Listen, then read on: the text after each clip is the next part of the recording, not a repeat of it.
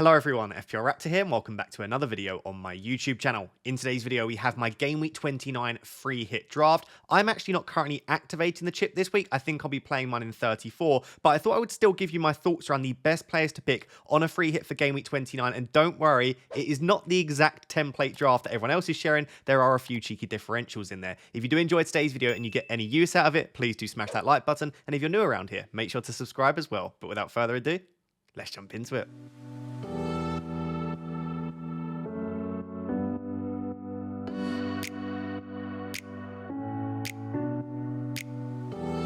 So guys, I think this video will be a little bit shorter than usual because I'm going to try not to waste any time and ramble like I usually do. But I did just want to say a couple of things on the free hit chip before we move on to looking at the players, just around the way that I view the chip. The first thing to note, and people will say this quite often, is the free hit is quite differential in and of itself. Whilst it will feel like a lot of people are playing the free hit chip this week, and it may well be like 50 to 60% of the database are using the free hit chip, it is still therefore a differential. Even if 60% use it and all 60% choose the same players, and even then some of the people that don't free hit choose those players, each player is still only like 70%, 80% owned. That therefore means you're gaining 20 to 30% of every player's points. Therefore, if the entire template delivers very, very well, you're still going to gain quite a bit of rank. So don't worry about going different just for the sake of being different. That is the first thing. But then I'm going to go on the complete counter to that, which is also, it is a 1 week chip. It is the only time every season that you are able to take fun punts on players that you wouldn't usually own for the entire season, because you don't have to risk moving forward with an asset that is unreliable on minutes or data or fixtures. You just pick a player for that week. And therefore, I do implore you, based on what we've said in the recent videos as well, to have some fun with it. Don't feel like you have to pick the obvious players, because not only is it your one opportunity every season to just have some fun and take a few different punts, but it is also a 1 week chip, meaning that I think it's very, very difficult to try and predict what will happen in a single game week. If I asked you every single week to predict the fixtures predict the way that the fixtures will go for that game week, you would find it incredibly difficult. If I was to even say, predict the 4 fixtures for Game Week 29, I am almost sure that no one watching this right now would get all 4 correct, both the score and the result. Feel free, by the way, to try and predict the 4 results below, and then come back to it at the end of the game. We can see if anyone got it correct. That'll actually be quite a fun task there, but I don't think anyone will be able to get all 4 correct.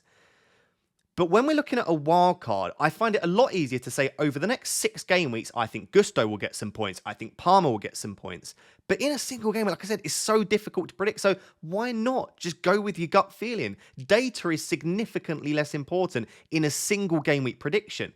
I'm sure someone like Yanel or someone like that is going to be a higher scorer than Heung-min Son. It will just happen. Someone random will get a brace that you didn't consider, and therefore nothing is stupid in a Game Week 29 free hit. There are pretty much no players that I would fully rule out, unless they are a real minutes risk where we don't expect them to start, where I would say it's a bad move, because you just never know what will happen in a single game week. So therefore, again, I implore you to have some fun. Don't take risks and pick different players just for the sake of being different. But if you've got a bit of a gut feeling, or you want to pick a Brentford defender, as we'll discuss in a second, but you don't want to go for the obvious one, by all means, just mix it up a little bit.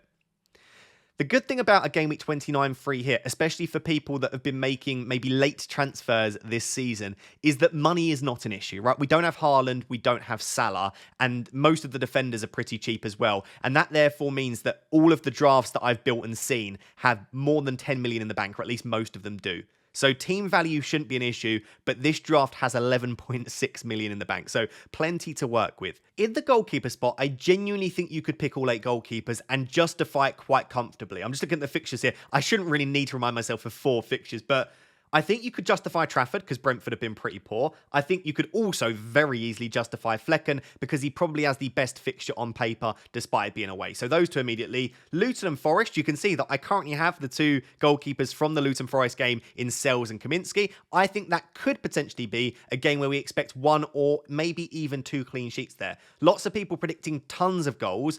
I'm less sure there will be tons of goals in that game. I could see it being 1-0 or 2-0 or 2-1. So maybe there could be a clean sheet in there. Fulham and Spurs, you could go for Vicario, but I think their defenders maybe carry more attacking threat. You could go for Leno because he makes a lot of saves and he's an exceptional shot stopper and he's also pretty decent at saving penalties as well. So you could maybe back that you might get a big score from Leno. And then West Ham Villa, I just find this very difficult to predict. I think both teams will score in that game.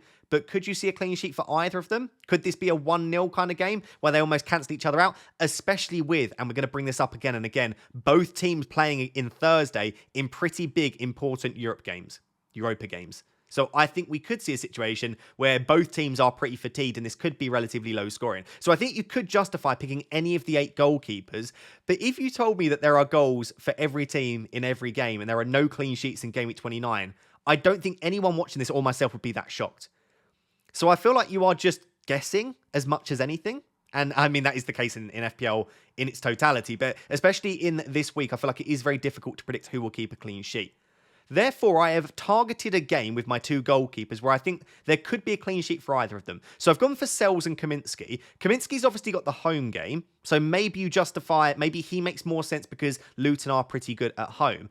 I've just got a bit of a feeling. I can just see Sells 7 points next to him. I can just see it, which is why I actually don't have, spoiler alert, a Luton attacker in my team, because I could see this being a situation where Sells keeps a clean sheet. And if not, Luton will attack at home, so you can see him making a few saves. I'll be honest, just select one of the 8 goalkeepers at random, and you've probably got just as much chance of getting something from them. But I just think not many people pick a Forest defender. So again, it is an opportunity to differentiate slightly, whilst also, in my opinion, back in a fixture where I don't think there'll be too many goals. So there. Nothing particularly behind it other than that. In the defence, I do have some Brentford cover because I know a lot of people say Flecken is the obvious goalkeeper. And to be honest, he probably is. I'm just not sure I want to go for double Brentford defence at the moment. They've got me out. They've got Pinnock out. They've got Henry out. They've got Hickey out. Their whole starting back 4 at the start of the season is all out injured. They are struggling defensively. They are one of the worst teams in the league. And Burnley actually look pretty decent at the moment. So I'm not going as far as saying I wouldn't have a Brentford defender, but I'm not sure I want a double up on Flecken plus a defender. I think I would rather diversify slightly this week. So I have actually gone for Christopher Ajer. I think that's how you pronounce his name. Apologies if I'm butchering it there. The reason for selecting him is obviously due to the injuries they have, he looks relatively nailed on. I think he's actually playing in the centre of their back 5. I could be wrong on that. But what I love about him is his data this season is one of the best 4 defenders in the Premier League. His non-penalty expected goal involvement per 90 is up there in the top 10 for defenders in the league this season. It's above 0.2. Now, that could just be coincidence. He obviously hasn't played as many minutes as some of the other defenders, but by all accounts, every time he plays, and he had this again in Game Week 28, by the way, he's got really, really good data.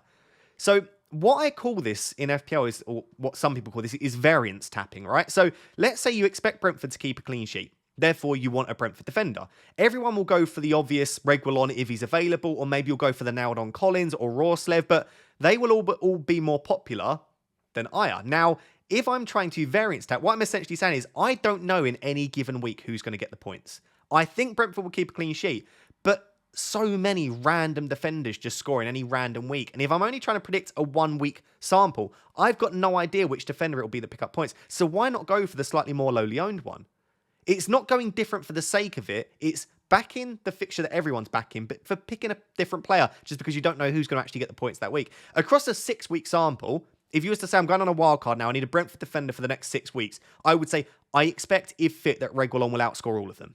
But in a single week, who knows? So I would back someone else. I genuinely would, I think. Maybe a Collins, because he's fairly nailed and he's good from set pieces. Maybe you go for a Rorslev, as I said, on the other side. If Reguilon is fit, and we don't yet know because he's got a minor hamstring injury, but Thomas Frank said he thinks he'll be fit for the game against Burnley, then Reguilon probably is the obvious pick, and I certainly don't like it. I'm not trash-talking Reguilon. He's got very good data. He's on corners as well, and he probably will get some decent points for you this week. So I think if you're going to back the obvious player and the highly owned players, and you want to play it a little bit safe, the combination of Flecken and Reguilon, I do think will be very, very popular. So I don't mind going for that double up if you want to. Rest of the defenders, I've got Pedro Porro, but interestingly, I actually don't expect Pedro Porro to keep a clean sheet. I think Fulham will score this week. It's one of the reasons I think Iwobi and Muniz and those sorts of players could be decent shouts if you want to, because no one's going to back the Fulham attack, because everyone's going to go for a Spurs defender. But the reason I still have Porro in here is I don't predict many clean sheets, as I've just said, in any of the games this week. So if I'm not predicting many clean sheets, and even if I am, I'm finding it hard to see where they'll be, why not back a player that has got some decent attacking threat as well? Right? Porro has some decent open play assist threat, not massive goal threat, but he's also on some set pieces still with Maddison back in the team. And as we saw in Game Week 28, he's also good for bonus points because he creates a lot of chances. He's got very accurate pass accuracy. He's got key passes too. He's good for interceptions. He's actually a pretty good bonus points monster when he keeps a clean sheet or gets an attacking return. So I quite like the idea of Porro, despite the fact that I don't necessarily expect a clean sheet for Spurs. I would not be doubling up on the Spurs defence myself, though. I've then got Doughty for the same reasons. As you'll see in a second, another spoiler alert, I do have a Nottingham Forest attacker in my starting 11. So there is a bit of a clash there, and I'm not really expecting a clean sheet for Doughty. But I do also think Luton aren't terrible at home. They're actually pretty decent defensively. So there is the opportunity for a clean sheet there. But really, as with Porro, I'm backing Doughty for the attacking threat. He has got such decent attacking threat. I think, in fact, out of pretty much all of the defenders you can choose in Game Week 29, Doughty has the most consistent attacking numbers. And he's just getting touches in the box, shots in the box, crosses. He just feels like a player that has some high upside and has multiple routes to points, whether that be clean sheets, assists, or potentially the odd goal. So I really like the idea of having Alfie Doughty, despite, again, not expecting clean sheets. So for two of the players out of my three in my starting defenders, I'm not necessarily expecting a clean sheet there. The other defenders that I've got Moreno on the bench. I'm not, again, expecting a clean sheet from Moreno, but he is very attacking. My concern with Moreno is Luca Dean could start this once again. I don't know that Moreno will start. I think it will largely depend on the amount of minutes that both of them get in their Europa game on Thursday. I think that will give you more of an indication as to who's going to start. But even if they start, they are prone to a pre-60-minute sub.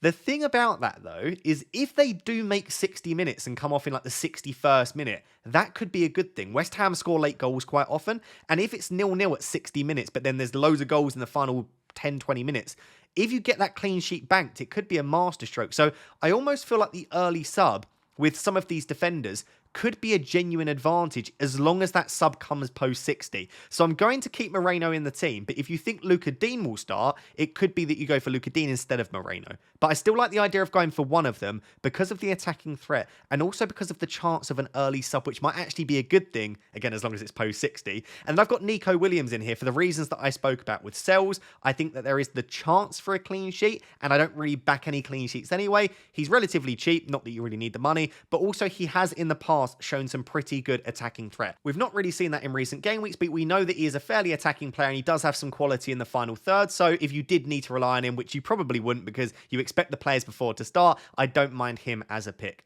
So that is my back line. It is slightly different to other people's. I think most people will have Porro and Doughty, and most people probably will have a Brentford defender. I'm just saying, why not pick a slightly different Brentford defender? And why not just go for a different goalkeeper that might get some saves and might get you a clean sheet too? Because we're probably not expecting many clean sheets anyway, so why not take a random guess? So that's the defence. Let's now move on to the four-man midfield. So I am in a 3-4-3 at the moment on this free hit draft, but I think some people are just defaulting to the 3-4-3 because that's what they've been playing in FPL recently. You can play a 3-5-2, and there are lots of really decent midfielders, and I would say in general, in fact, I would say this, it tends to be the case that midfielders do outscore forwards because midfielders have to do less to get a big score. Let's say a midfielder gets a single goal. The maximum points a midfielder can come away with is 11, right? Due to the extra point for a goal and the extra point for a clean sheet. The maximum a forward can come away with is 9. So midfielders just have a higher ceiling, given that they have to do far less to get more points. So I do think a 3-5-2 is definitely justifiable, and I would be very, very tempted by that myself, as we'll discuss when we move on to some of the alternative midfielders that you can pick. I think the only obvious two for me this week is Son and Maddison. This is the fixture to target for me, given how good Spurs are. Not necessarily how bad Fulham are, although they're not the best defence. It's more so just how good Spurs are as an attack in comparison to some of the other attacks that you can choose from in Game Week 29. So I think Son and Maddison just make so much sense to me. If you wanted to go for a Kulusevski in there as well as a triple up on the Spurs attack, I don't hate that, but I would still have Son and Maddison. I wouldn't go for someone else from Spurs at the expense of those two, and Sonny is going to be my captain this week. I think it's fairly obvious, given that he's on pens, his minutes are good. Again, Spurs are the best attack that we're looking at this week, maybe alongside Aston Villa, but I think Spurs are the best, and he's a midfielder, as I said, so more points for a goal, opportunity for a clean sheet, point two. I just think Sonny's got the highest ceiling. We saw, with what was a decent performance, just coming over 17-pointer with a goal and 2 assists. For Watkins, as an example, to get 17 points, he has to score a hat-trick. So I just think Sonny's got that high ceiling, and I really like him as captaincy this week. So Son and Maddison would be in every single one of my drafts. The rest of the players, I think it is up for grabs. Everyone's going to say that Jared Bowen is an obvious pick. But if you had to predict how this game's going to go, let's wait and see what we see on Thursday from West Ham and Aston Villa in their Europa games. But I would see Villa winning this, and I'm not seeing tons of goals for West Ham. If I was to predict this game right now, I think I'd say 2-1 Villa. And sometimes this helps me, genuinely, to try and predict the games and then go off of that. So if I'm saying 2-1 Villa, I'm saying the most points that Bowen can get is 10. And that's assuming that he gets the goal and he gets 3 bonus. What you might be looking at is more like 7, 8. And when we're saying that, I mean, he's not essential. If that's the way that I'm predicting the game to go. If you're predicting this to be like a 4-4 game, then definitely pick Jared Bowen. It really depends how you think these fixtures are going to go. But I'm not seeing tons of goals for West Ham in this. And therefore, I think if I was on a free hit, Jared Bowen is not essential for me. Not like Son and Maddison are. So I think that is a spot where if you are trying to be different because you've got loads of rank to make up, or maybe you're like 80 points behind in your mini league, Bowen is a highly owned player that lots of people have that I do not think is essential this week. I also think that this season in general, Jared Bowen has been better away from home. So I think the Aston Villa game being at home doesn't actually suit him either.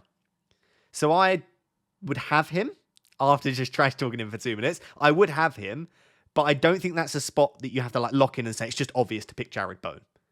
I like the Aston Villa midfielders. If we're expecting Aston Villa to win that game and get more goals, Leon Bailey or Douglas Luiz could be really nice picks. In the other and fourth and final midfield spot in my team, I have Morgan Gibbs-White. I've just got a feeling about Gibbs-White. I had a feeling about Elanga, to be honest, but Elanga was then benched in Game Week 28. And whilst I do just genuinely think it was either a matchup thing or he just had a bit of a rest, it might put me off going for him. Because is he going to be benched again? I don't think so. But is he going to get 90 minutes? Also, highly unlikely if he's just been randomly benched. Unless, again, it was just a bit of a rest. But I just think due to the fact that minutes are a bit of a worry now for Elanga, maybe they're not, maybe I'm overthinking this, but Gibbs-White has slightly weaker data than Elanga. I much prefer Elanga's underlying data, but Gibbs-White I think is more nailed on, and we think he should be on penalties. I will just note, Gibbs-White isn't definitely on penalties. He's taken one this season, but if Chris Wood is on the pitch, which he has been in recent games, I think there is a chance that Chris Wood could take one ahead of Gibbs-White. So I don't think he's definitely on pens, but if you can maximise the amount of upside that you've got and the points that you can chase with a penalty taker, I think it's a decent shout. And whilst I said I don't think there's tons of goals in the Luton Forest game, I would back Gibbs-White to be involved in the goal in this game. It's more of a gut feeling thing than anything. If you don't think that Forest will get many goals in this, if any, then maybe don't go for Gibbs-White and just go for someone like, again, a Douglas Luiz or a Leon Bailey. I'm going to discuss more midfielders in the final section, but that is the midfield 4 I would go for. I think I would have an Aston Villa mid on the bench. It might be Leon Bailey if I'm feeling very spicy. And based on the fact that he hopefully doesn't get too many minutes on Thursday, if Leon Bailey gets 90 to 100 minutes, 120 minutes in Europe, though, I would be very worried that Diaby could just get a start ahead of him. So I would need Bailey to play no more than 60 to 70 minutes, really, in Europe. And obviously Diaby, if the more minutes Diaby plays, the less likely I think he is to start the game in 29. So I really do need to see the minutes on Thursday for West Ham and Aston Villa to decide which assets I'd want to pick. But I think I would go for an Aston Villa midfielder as my 5th one. So if I were to switch to a 3-5-2, I think I'd have Douglas Luiz or Leon Bailey in the starting 11. Hopefully that's clear. As I said, we'll discuss some other midfielders in the final section. But now let's discuss the 3 forwards in my starting 11. So guys, moving on to the three forwards, I think two of these players are going to be locked in on pretty much everyone's free hit drafts. And I think even if you're not free hitting, most people, myself included, will still own these two players, which is Watkins and Toney. I think this is justifiable though, and I don't think these are two spots where you do want to mix it up too much. Again, if you're on a 3-5-2, I would imagine that your two forwards will be Watkins and Toney. Watkins is the highest scoring player in FPL this season. Not the highest scoring forward, just the highest scoring player. He's already on 185 points. It's just justified. The man continues to return. And whilst he's not on set pieces and he's not on penalties, and at points this season, Aston Villa have been very inconsistent, he just finds ways to get returns. He is massively overperforming his expected data, but also alongside that, his expected data is very, very strong. And like I said, I could see Villa scoring a couple of goals in this game, and therefore I would expect Ollie Watkins to be involved in that. So for me, Watkins is justified as being a very obvious pick on a free hit this week. And I think Toney is very, very similar in that it just makes sense. If you're looking at fixtures to target from an attacking perspective, it's Spurs and it's Brentford. And I think given how bad Brentford have been defensively, I would be looking to try and have more Brentford attackers than I would defenders, which we'll move on to in a second. But Toney's on penalties, historically very good data. Obviously not played many games this season, and I know he's blanked in the last 4 games, but it's Ivan Toney. We know what he can do. And again, in a single game week against one of the weakest defences in the league, it doesn't matter if it's home or away, I just back Toney to do very well. And the penalties is a massive advantage because, again, in a single game week, if you can get a couple of penalties to add to the rest of your returns, it can make a massive impact. So I will always back penalty takers if I can, and therefore I think Ivan Toney is a really, really good shout. We just spoke about penalty takers. Carlton Morris appears to be everyone else's third forward.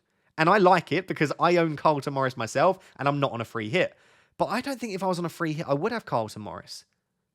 I think I would have Wissa. And maybe going slightly under the radar because he's not a sexy pick. Also, I think a few people had him earlier on in the season and he disappointed. But in general, Wissa's data is very, very strong. And in recent weeks, he's been taking more shots than Toney. He's been getting more shots in the box, more touches in the box. He just looks a really serious goal threat. The underlying data's there. The eye test is there as well. And he's not the most clinical of forwards, but he can take his chance when he's given it. And again, if I'm looking at fixtures to target, if you were to say to me, 2 of these teams score 3+ goals, I would say it's Spurs and I would say it's Brentford. Quite comfortably. It's why people don't think Charlie Taylor's a good pick, right? Inherently, if you are saying Charlie Taylor is a terrible pick this week, you are saying you think he will concede 3 or 4 goals. And if you think that's the case, Toney could score them all, but someone's got to be assisting him. And Toney probably won't score them all, and therefore there might be other players on the score sheet. And therefore, I think Wissa could be a really nice addition. What I would say on Wissa is I don't think I would pick him instead of Ivan Toney. I don't think that's where you should go different. I think as if you want to go in addition to Toney, I think it could be a nice differential to go for the double up in the attack. Because like I said, I am almost certain that 95% of people on a free hit will go Flecken and Reguilon if Reguilon's fit. And even if he's not, it'll probably be Flecken and Rorslev. So Wissa and Toney could be really, really nice. I would have triple Brentford. Because like I said, along with Spurs, I think it's the fixture to target. But why not go cheeky with a double attack? Let me know what you think of that down below in the comments. So those are the 15 players I think I would go for on a free hit. Some of them could change. I'm not set in on any of these. But what I am set on is I think you have triple Spurs and I think you have triple Brentford. Outside of that, I think there are some really interesting picks that you could go for. So with those 15 players in mind, let's now take a look at some alternative players that you could pick if you want to spice it up a bit or if you're not convinced by my 15 that I've got. So in the name of making sure that we're having fun with FPL and that we are picking players that we want to own and not just picking the obvious players because we feel like we have to, here are some alternative free hit options that you could go for if you want to mix it up slightly or if you're not convinced by some of the players that I've already mentioned. In defence, I think you are still backing the same defences, or you maybe could mix up a bit if you want to. Some of the other options you could go for, though, again, if you want to just variance tap and you think everyone's going to own Porro, I think Spurs could do okay, but I want to go for a different defender. Udogie and Romero could be absolutely fine options. I think I would lean Udogie, but Romero has been a bit of a bonus points monster, and he does have some attacking threat. So I think either of them could do very well indeed, and I think that would be an absolutely fine pick instead of Porro. But I also don't think you just don't feel like you have to go for someone other than Porro just for the sake of going different again. If you feel like your team is largely template and you're like, oh, I want to go for 1 or 2 different picks, but I don't want to go too crazy, then maybe you do mix it up. And it's the same with the Brentford defence as well. Feel free to go for Ajer. Feel free to go for Reguilon, Rorslev, Collins. They have some pretty decent options. I do think Collins is like the most nailed on. I think, again, let me know down below if I'm wrong as a Brentford fan, let me know. But Collins also probably has the lowest attacking threat based on what we have seen so far this season. But I think any of those could be really good options. And then, like I said, if you don't want to go for Moreno, you could go for Luca Dean. You could even go for Pau Torres if you just want safety of minutes. Again, dependent upon what we see from Pau Torres on Thursday. If he gets minutes, he could also be a risk. So maybe you just want to avoid the Aston Villa defence altogether. But I do think that Luca Dean or Moreno, if they start, I think the early sub could be maybe an advantage, and they've got that attacking threat too. And then maybe Osho could be a decent shout if you want to go away from Alfie Doughty, because everyone owns Alfie Doughty and everyone will have him. Maybe you still back the Luton defence, but you go for another player that has a little bit of attacking threat too in Osho. But I think largely the defenders of Porro and Doughty make sense, and I think you just pick a third player, probably from Brentford, to go alongside them. So I don't think the defence has quite as many like spicy options that you can really mix it up. I think really where you can really mix it up is the midfield. Because the first thing you can do is play 5 midfielders, because most people are on 3 forwards. You're immediately gaining 1 extra midfielder. But also, if you just have Son and Maddison, you've got 3 further spots there where you could have a lot of fun with it. And I think all of the players listed here, and even further ones such as Iwobi, just didn't have enough room to put them on here, they could all be really good shouts. So for Aston Villa, I had Douglas Luiz in my 15. I do think Bailey's got the higher upside. On his day, Bailey could just go out there and get you 3 or 4 attacking returns. I genuinely do believe that, and the data supports that he is a high upside pick. But if he gets decent minutes on Thursday, I would be very worried about how many minutes he plays in GameWeek 29. And therefore, maybe Douglas Luiz is the safer option, despite the fact that McGinn's suspension probably means Douglas Luiz is going to play a little bit deeper. But I do really like Bailey, and he is very close to getting into that 15 for me.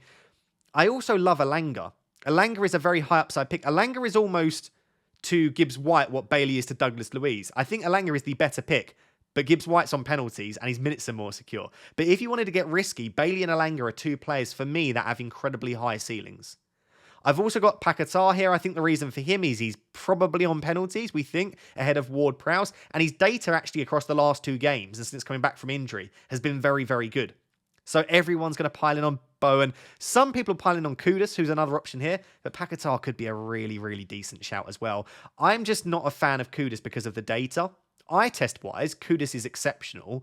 But the data is genuinely really, really bad. It's not like it's average, it's bad. And therefore, I struggle to stand there and sit here, I suppose, and say you should pick a player when the data suggests that they are just not a particularly good FPL option. So for me, I do prefer Bowen and Paquetá if you're going to go for a West Ham midfielder. I don't even mind a double up on the West Ham midfield if you expect there to be goals in that game. I've put Barkley on here simply because everyone will disregard him. Not many people went from in the double. And you can just imagine that he'll just step up and get like a 10-pointer in GameWeek 29. But for me, similar to Kudus, when you look at Barkley's underlying data, there are just better options. So I wouldn't be going there myself. And I've just got Johnson and Kulusevski here. I do think that the front 3 for Spurs will be Johnson, Kulusevski and Son. I think Werner will be on the bench. I don't know that. That's just my prediction. But Johnson and Kulusevski, if you think they'll start, again, not exceptional underlying data, but they do have the chance in a single game week to match some of the other attackers. And you could imagine that one of Johnson and Kulusevski will outscore Maddison and Son. Kulusevski 14-pointer. Would you be surprised? Not overly. I do still think Maddison and Son are better picks, but maybe if we're looking for a third Spurs midfielder instead of a defender, Johnson and Kulusevski could be the one. For the forwards, I do think there is significantly less scope to go different. I do think that Watkins and Toney are relatively obvious for me, and I would still have them even though they are obvious. So if you're on a 3-4-3, then you have obviously one further spot. If you're in a 3-5-2, that's it. But I don't think any of them have the highest upside anyway. I think Awoniyi is a really nice option if he starts, but we just don't know if he will because he's not been starting recently. Whether that's a tactics or a fitness thing, we don't yet know. But even if Awoniyi starts, I don't think he gets beyond 60 or 70 minutes. So maybe not the highest upside for that reason. Fofana and Burnley have both looked very good recently. So if you want to truly back against the herd, everyone's going to be going for Flecken and Reguilon. Go for no Brentford defenders and go for Fofana. Because I could see this being a game where it's like 2-2 and Burnley actually get a couple of goals. And if that's the case, that could shoot you up the rankings because no one is going to be going for a Burnley attacker. But Fofana could be really nice. I'll do Muniz next. I think there's a chance he's on my Game Week 31 wildcard. He's so good. I mean, you don't need the money, but he's only 4.5 million. And again, most of us probably do expect Spurs to concede here. And most people won't pick a Fulham attacker, such as an Iwobi or a Muniz, because they have a Spurs defender in their free hit and they won't want that clash. But if you don't back Spurs defence, let's say you do something like Maddison, Johnson, Son, and then have Muniz, and you just say, I expect there to be goals in the Spurs versus Fulham game. That could serve you pretty well. But I think the obvious attacker that I didn't include in my free hit team is, as I said, Carlton Morris. His data's okay. He's on penalties. It's a decent fixture as well against Forest at home. I certainly don't mind it. And Carlton Morris is better at home than he is away. It was one of the limitations of picking him in Game Week 28 because they were both away games against Palace and Bournemouth. He's at home against Forest and his data is better at home. So I do really like him. I already own him in my team. I just feel like I would go for someone a little bit different, such as a Wissa, if I was on a free hit. So there we go.